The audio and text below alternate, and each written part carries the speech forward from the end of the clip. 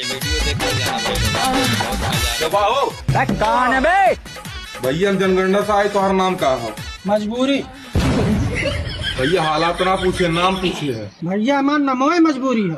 शादी बाबा हाँ भैया शादी हो 1 साल भय क्या लड़कियां हैं? 2 थे 1 साल में 2 लड़कियां? लिखा का करबा? भैया 2 बिया करे रहे हम। अच्छा पहले मेरा रूप नमो का हो, आनी तो मेरा रूप नमो का हो।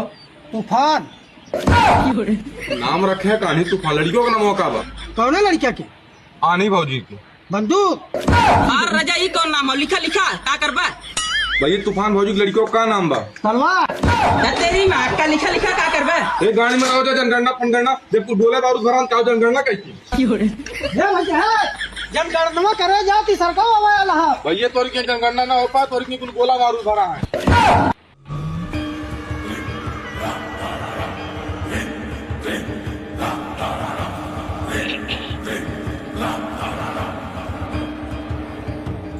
बाबा तनी हमने कहतवा देख के बताई कि हमने के जोड़िया कब तक टिक पाई। बच्चा आपकी तो सिंगल ना डबल आए, 500 रुपया रखबे तबे कुछ हो पाई।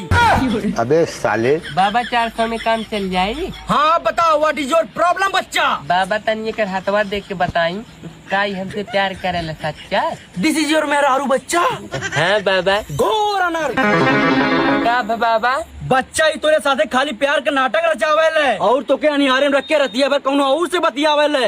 तब हम कहिला कि एकर फोनवा काहे बिजी बतावाला, और जब हमें से पूछिला तो ई कहेला कि हमरे बड़की दीदी फोन आवाला। एकर मतलब तो खाली हमसे शौक सिंगार का सामान मंगावली और रंगरलिया के हुआ और के साथे मनावली। अरे नहीं हो हमार राजा, तू काहे देतवा हमें इतना बड़ा साजा? हम तो तुमसे सदियों कह ले बाटी, तब काहे हमारे ऊपर संकात बाटा?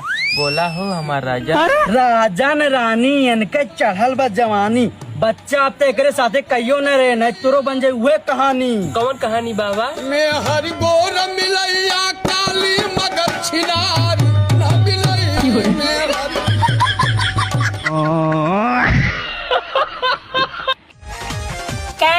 खा गा होए। चल भाई तीनों मिले के खेल खेल जाए। हाँ हाँ चल। हम जैसी बोला वो बात कोल्टा बोले बा। हाँ हाँ भैया ठीक बा। इस हुआ था, इजाजत है, हाउ रोवा था, हाउ हंसा था, तय गोर है, तय करिया है। आय अबे साले चल भाई हम जाते हैं। चला हम आवत है। अरे सराऊ, अरे सरुआइन पागल हो जाए कार्य। सही हो गया है कार्य। अरे तय का बोल रही? अरे तय चुप रे।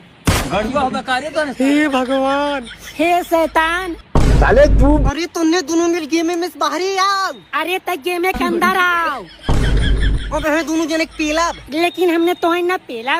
बहन चोद। अरे माधर चोद। अरे फादर चोद। पकड़ मारो चोद, पकड़ लग के लौड़े।